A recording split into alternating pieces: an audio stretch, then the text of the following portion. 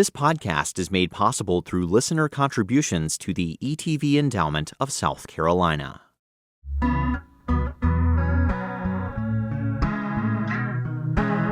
Rushing through me, I feel my blood swim right under my skin. Sunlight losing, it's still warmer now, and I'm starting to sweat. It's time to yet again, I know this might just be the way it always has to.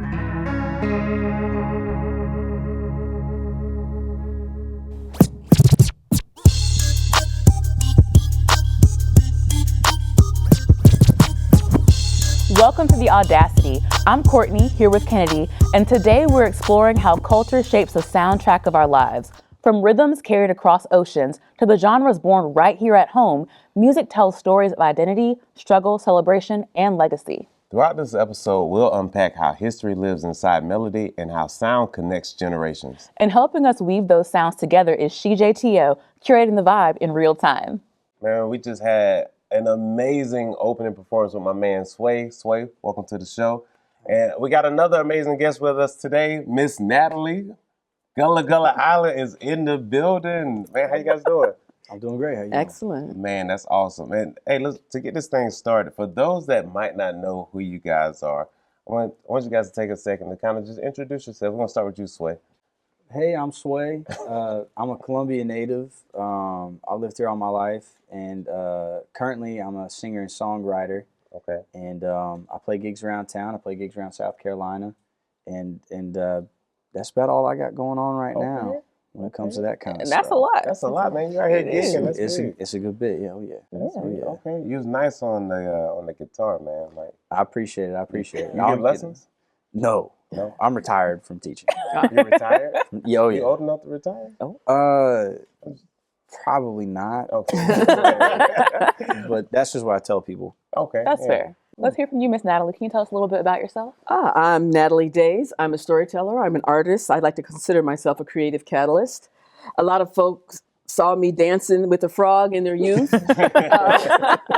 I did Gullah Gullah Island with my husband and our two children. It was a whole family affair, but I have been living a creative life for the last 40 some odd years. Well, let's just jump right into it. I'd love to know a little bit about how you brought part of your culture into Gullah Gullah Island, because the purpose of this show is talking a little bit about how culture starts from maybe historical music and then how it's brought into the present day. So we're talking about how we weave those things together. So tell us about the Gullah Geechee people.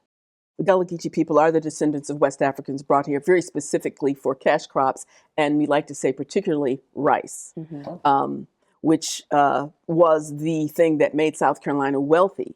As a matter of fact, South Carolina at one point was the biggest rice exporter in the world. Wow. Oh, wow. And that was done by hand, by labor, by millions of West Africans who came from rice-producing countries on the coast. And of course, I like to say that our ancestors brought everything with them in their memory. It's not like they had anything to put in a pocket. They didn't have a suitcase. It all came here. It came here. And even though they came from various West African countries and communities, they brought with them enough of their own to pass it down as an oral, in an oral way, and through their actions, through their music, through the melody of their voices. And Gullah Geechee people are the descendants of those amazing people who survived. In the 90s, Nickelodeon, we were poor, so we didn't have Nickelodeon. I was a PBS kid, so I was, Met School Bus is what I had. But I used to hear about Gullah Gullah Island and all the amazing things. How were you guys able to get from Charleston, South Carolina, to Nickelodeon, mainstream America? I say grace. And it did start with music. And actually, not Charleston, we're talking St. Helena Island, we're talking Beaufort County. Sea Island. Okay. My husband's a proud Sea Islander. Yeah, correct. He will tell you. It was because we were already doing performances around the country of old music coming from the Gullah Geechee heritage. We had started doing that full time in 1986. Wow. My husband had written a book where he interviewed elders And as part of that, he recorded songs, and we're talking about traditional songs where we don't know who wrote them. We don't know where the melody came from. And so he and I began to travel telling the stories that the elders had told him and singing the songs. And this is honestly a once upon a time kind of moment. There was a writer, her name was Gloria Naylor, who had written a book based on the Sea Islands, based on St. Helena Island, called Mama Day. And she was having that book made into a movie. At the time, she had a contract.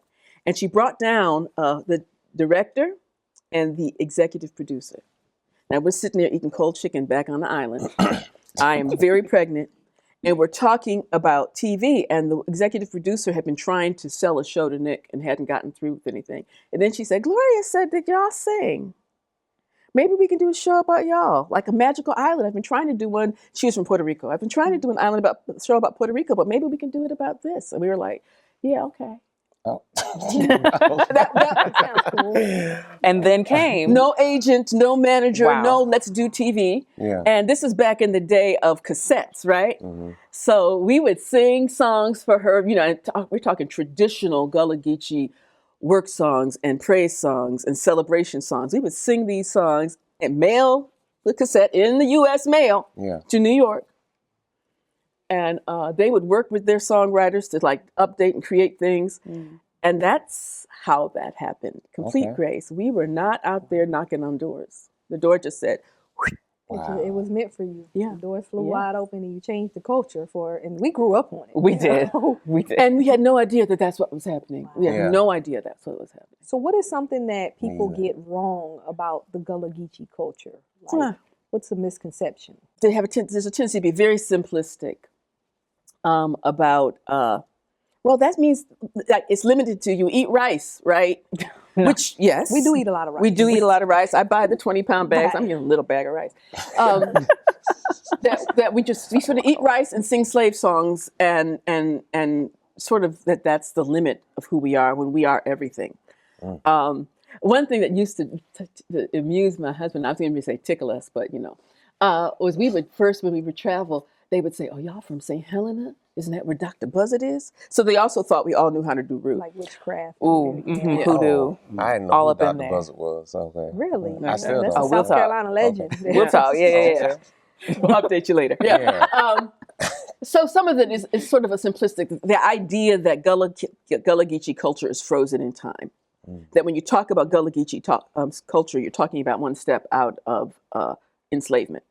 You're talking about reconstruction, as opposed to 2026. Yeah. You know, as opposed to like any culture, it evolves and continues to evolve in a lot of amazing ways.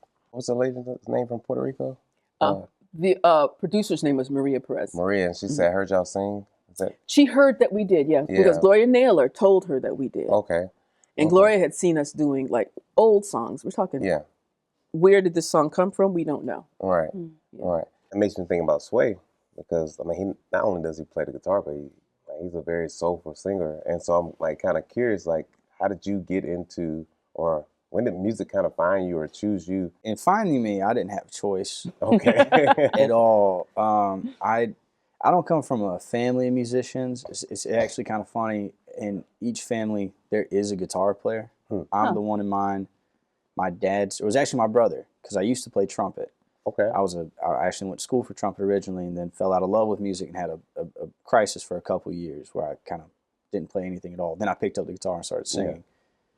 And but my uncle on my dad's side, he's the guitar player in his family. And my uncle on my mom's side, he's a guitar player in his family. And he plays jazz, and then my other uncle plays bluegrass. So they kind of come from two different Okay. And traditions. you of met in the playing. middle. Yeah. Kinda. I do a lot of different stuff. I Yeah. don't know if they really vibe with much of what I play anymore, or if they even listen to anything past 1978. Oh. You know, they're older Okay. guys. So I mean, yeah. I'm the, Good music in 78. and there's great music. Yeah. There's great music there, but I don't know if they know anything about the 90s or the early 2000s stuff. I grew up with because of my brother and sister. Okay. But music was constant in the house. It was constant in the car. We were big. We drove a lot. I was always in the car with somebody because I was the baby.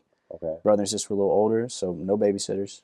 Yeah. I was always on the road with everybody. Okay. So if my sister drove me somewhere, I was listening to her music. which was like Broadway and country, kind of far out for what I was used to as a little kid. But my dad always had either the Beatles or anything from Motown playing. Mm-hmm. So that kind of music really, really was stuck in my head at an early age. So if it wasn't Stevie Wonder, it was, the Jackson 5 before it was Michael Jackson. And if it wasn't Stevie Wonder, it was James Brown or Aretha Franklin or the Supremes, or what we call beach music, which is really just soul music, but just kind of marketed to Southern white folk. Okay, tell the truth. You got tell the truth, Sway. And so like General Johnson, the chairman of the board, I grew up with those guys. So that's like Carolina Girls. Carolina Girls. Everything's Tuesday. Everything's Tuesday is one of my favorite songs of all time. You could categorize it as beach music or this music or this, but I grew up listening to a lot of black music, and I would consider the majority of what I listen to falls under that umbrella. Okay. And that tradition. I would say I can hear it in your voice. Like before you even sung a word, like I could hear. I don't know. You have a soulful vibe and soulful voice, so I could tell that you didn't grow up on the rock and roll or country. I knew it was a little Michael Jackson. Yeah, I wish I could sing more Michael Jackson. I can't. I top out at about the chorus on "Rock with You," and that's about as much Michael Jackson as I can get. Back to the 70s. Right back to the 70s. One of the greatest albums of all time. So it's, I was really lucky to grow up on that music and not really having a choice on what I got to listen to as a little kid, because they wouldn't let me touch the radio. By the time I touched the CDs or go through those big old CD folders we used to have. How about those? I just found one the other day and I had to like dust it off. There's like mold on it. I had to get the cover away, but it was. I didn't have a choice on what I got to listen to, so I was really lucky to find that the music I was listening to came from such a great tradition. Yeah. And then by the time my brother started driving, he was a huge like hip hop nerd. He was like that one funny white kid who could tell you everything about every artist. He was telling me why Biggie was talking about this, why someone was beefing with the other person. He could tell you the difference between like East Coast and West Coast and everything up in the East Coast. So like why the Southern guy sounded that way, why the Northern guy sounded that way, why Middle Atlantic sounded that way. So if you had to say now, like what's an artist that influenced you or your creative process, who would you say now influences you? I've said it before. Definitely, I say this all the time. My friends are definitely tired of hearing about it, but my all-time biggest influence is D'Angelo. I found his music, or his music found me when I was 20. And, I'd heard his music before in like isolated cases of hanging out with friends, not really being able to catch it and hear it. But there's one day I was walking through the library at USC looking for some books, and Brown Sugar came on, and it just changed your life forever. it was the only thing I want to listen to for the next week. I listened to the rest of the album, and I found his other albums, and then just learning about his process and everything, it not only appealed to me, it made sense. So the way I write now, it's very akin to not exactly how he did it, because I can't. No one can touch what he did. A lot of what I heard in our earlier conversation was about how the music was able to travel through time. And I actually heard that from Sway too. So from those cassettes in the car to what he's playing right now. So I'd love to hear from you. How have you worked to make sure that music not just survives, but it changes with the time? I think it just sort of happens by osmosis. Now, back in the early days, when my husband and I were traveling, we used to travel with people like Janie Hunter, who was from Johns Island, and the Georgia Sea Island Singers, who were from St. Simon's Island. And we were the youngsters, right? We were the youngsters traveling up underneath Drink Smalls and these folk who were singing these old songs. And then we would sing these old songs, but they were different because we were born in a different time, because we approached harmonics differently, because we'd had a different experience. So for a while, we traveled around with them, and we were sort of like the thing that tied their work to what was then current. We would say, this is the history of this music. This is the story of this music. This is what you should listen for. So we did that. And now, I listen to other people who are doing that with the music that we used to sing, but they're doing it from the place where they stand. And I think as long as that happens, it continues to evolve. So it's not as though I'm saying, now this is what we must do. It's that I sang and I made sure folk you heard us sing. And then others, like Sway, heard the song and picked it up and internalized it and did what they do with it. So in music, samples are a big thing, right? Like somebody's influenced by somebody and recreates. How does that make you feel with what you might have created, and then, like you said, in where they are, it may be like, this is not what I envisioned for this, and it made me so far. How does some of the samples and for the most part, I love it. For the most part, I love it. This is evolution. This is growth. We don't want stagnation. That's true. Just like I say, Gullah Geechee culture isn't something that's frozen in amber, nor is our music. So when I sing a song, and I sing some old songs, even the way I sing it and when I bring it, it's not what the ancestors were doing with it. Yeah. This is what I did with it. This is what I felt. And this is what I shared. And someone picks that up and takes it somewhere. That means it's alive. That's true. I want to give Sway an opportunity because you lit up when she said drink small. So I got to give you a second. Yeah, he's just a legend. I've only heard so much about him. Like before I played guitar and before I ever sang, I'd heard these little snippets of kind of his person. And he's still around. He's still singing. And I get to see somebody on Facebook that I'm friends with, hangs out with him and jams with him. And why I only get to see him through these videos now, and just watching him still play at his age, and there's still something so very, very powerful in the way he plays the guitar and sings, and it's still, everything is still so very much alive with him. And it's just great to say. I just thought that was really great hearing about him. And for you, and that he's that legend, and that for me, it was like, well, he's that guy who's on stage right before I get there. So he was like the opener act for you. No, well, we were kind of like the opener act, right? And then we introduced him, and I remember being in like some little festival in some little backwater town somewhere, and the ladies had come out for the festival, and they had their hair just a shade less than blue, and they're sitting there, and then Drink comes up, and Drink's not like politically correct. Drake was singing this song about climbing their lemon tree and squeezing your lemons. And I looked at these ladies and they were like, but he was so himself. And so, for us, we were just lucky. We were just lucky. Those would be the songs that, like, as kids, we would be singing and not know. I have no clue. What's the name of the song? I want to go listen to it. I don't even remember. I just remember that line, and I remember those women on the front row in the park and their reaction. And my husband and I were so tickled. We were like, okay, Drink don't sing now, y'all. So I don't know what y'all were expecting. Miss Natalie, one of my, to kind of shift gears a little, one of my favorite things when you were talking about Geechee Gullah culture, and you talked about the farming practices and things of that nature. One of the things that pops into most people's mind is like the accents and the dialects. One of my favorite things to see happen is when someone who has the that Geechee accent dialect, when they meet somebody from the Caribbean, especially when they meet somebody from Jamaica, to kind of see that kind of interaction. When those interactions happen, like, does it feel like almost like distant cousins or like relatives or? Well, first, I grew up in Central New York. I didn't have that accent. Oh, okay. But my husband very much does. And he talks about when he first went to college, and he went to Hampton University. It was Hampton Institute at the time. And he's in the cafeteria and he hears some folk talking. He said, I didn't know other folk from home were here. Yeah.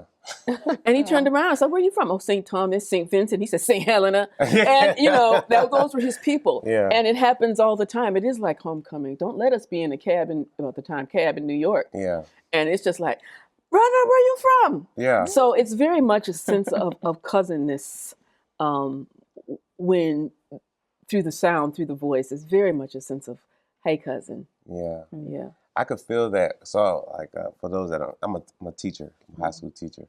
And one of my good friends, he's from Jamaica. And he met one of my friends, Javonna Brown, who's from Charleston. She's a storyteller. And when they met the first time, and she started doing her thing, and he started doing his thing, and they were, oh man, it was like we were at a cookout or something.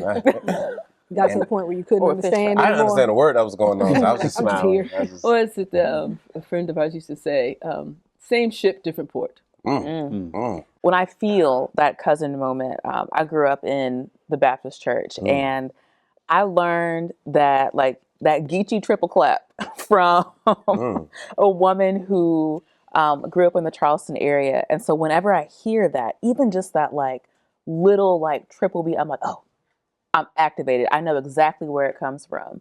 And I want to know a little bit about some of those little small moments in music that you can like identify. Like I know where that came from.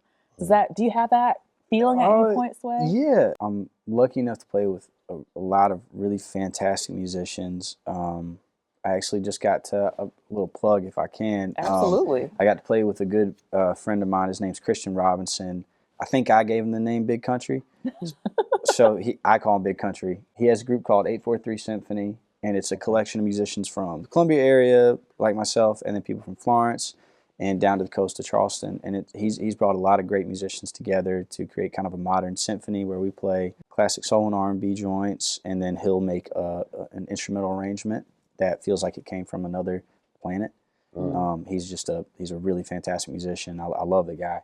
But he along with a lot of other musicians I get to play with, all grew up in Southern Baptist Church or Southern Black churches, and came from that tradition of music. I would hear these little notes and they'd pick up on each other, and I'm like, something else is happening, and I'm clearly missing out, but I gotta keep doing my thing so I don't sound stupid trying to get what they're doing. And then started listening to stuff they grew up on and playing in churches, filling in for other guitar players, or getting offers, just come sit in at a church for one Sunday, and then really being in the moment and hearing that music going, oh my gosh, this is all these guys have been playing for so long, and they're so deep in it, they don't have to think twice about it. And just like anything, when I used to play trumpet back in the day, I could pick, classical excerpts out of thin air and whatnot, which is not as cool in my opinion as a bunch of guys on stage playing a song and then going into a drive or picking up licks and whatnot that they've been playing since they were kids. It's just the coolest thing, and there's this really crazy moment of synergy, and when you get to be a part of it, being in it and respecting it is a big part of it too. Appreciating it. I play with I'm one of 50 white guitar players in South Carolina. Is really important, and I'm lucky to be around such great musicians who have the patience and time to sit with me and work on that stuff with me. Miss Natalie said you are originally from New York. Your husband's roots is the Gullah Geechee culture. So of course, by chance you married, you get into it. So what did you grow up listening to in New York though? But okay, my parents were Southerners. We're first generation. I was born in New York, but we were the first generation born there. But honestly, I grew up. We were very churchy. Oh yes. We were churchy. We were like, and my mama would say when the church door was open, Daddy was through it. Wow. So most of the music that I grew up with came from the church, from gospel to hymns, and also old ones, because we had a multi-generational household. My great grandmother lived with us. So I knew old songs, and I knew gospel of the time. Precursor to like there used to be the Hawkins brothers. And so Walter and Edwin. So, we knew that, and we knew Tremaine, and we knew Andre Crouch. And also, we were listening to the contemporary music too, so yes, we listened to the Jacksons. That was my music. And when I came here, thinking I was only going to be here for 2 weeks, and that was 44 years ago. Wow. It's a long 2 weeks. It was a long 2 weeks. It's a time after. Okay. But when I met Ron, what I loved is that he knew these old songs, and I knew these old songs. And the first time I ever met him, he was singing. He was in church singing. There was this guy standing there, and he opened his mouth, and I said, oh. Is that where you guys connected? And that day, he was singing with my cousin. And they would practice at my aunt's house, and I lived there. And one day I was like, oh, wait, I hear this other harmony. And it was really tight harmony. So we had like a baritone, we had a tenor, and then I would come in I would find my way in there, second tenor, whatever. Yeah. And we had this really tight, discordant sometimes, right on top. And it was very cool. And so that's how it The started. music brought you guys together. It Music did. brought the It love did. together. And then it brought us Gullah Geechee, It did. Gullah Gullah We Island. sang at our wedding. We sang at our Oh, wedding. wow. You sang at your own wedding? He that's sang me up the beautiful. aisle till I got to a certain point, and then it was a duet. Oh, don't do that to me. Wow. Ooh. Ooh, I That's love pretty it. cool. I love it. I love it. Once we wrap, we're gonna have to line a hymn together. Okay. Because I We got this? need. Okay, I okay. need to hear that. Oh. This has really been a great conversation. Man, I appreciate both of you guys for being here, man. I feel like we need to give it up. We got Sway, we got Ms. Natalie, man. Thank y'all for being here.